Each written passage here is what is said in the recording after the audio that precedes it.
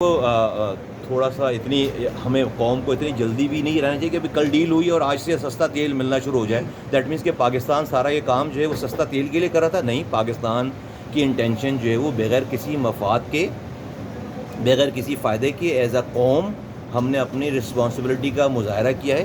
یہ بڑی عجیب سی بات ہوگی کہ کل ڈیل ہوئی ہے اور آج بولے پاکستان کہ ہمیں سستا تیل دو.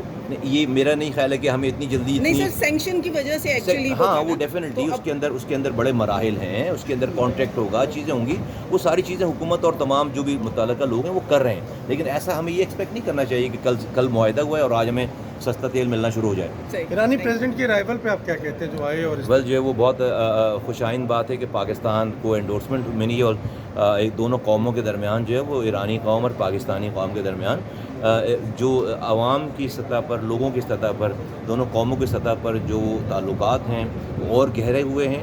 ہمارا اسلامی برادر ملک ہے, ہمارا پڑوسی ہے, اور میں سمجھتا ہوں کہ اب تک کی پاکستان کی تاریخ کی سب سے بلند ترین سطح پر ہے ایران اور پاکستان کی دوستی الحمدللہ. کیا دیکھتے ہیں سعودیہ کے ساتھ یہ ہے کہ جو ہے پاکستان نے اپنی نیوٹرلٹی ثابت کر دی, اور وہ ممالک جو آپس میں جن کے اختلافات تھے, پاکستان نے اپنے پاکستانی لیڈروں نے, فیلڈ مارشل جناب عاصم منیر صاحب نے, وزیر اعظم پاکستان نے, ان سب لوگوں نے, فورن آفس نے, اسحاق ڈار صاحب نے, ہم نے یہ ثابت کیا ہے کہ ہم جو ہے وہ کسی جو آپس میں لڑے ہوئے بھی ممالک ہیں, جب ہم ایران اور امریکہ کی صلح کرا سکتے ہیں تو سعودی عرب اور ایران کی تو صلح آلریڈی بیچ میں ہوئی ہے. آپ دیکھیں کہ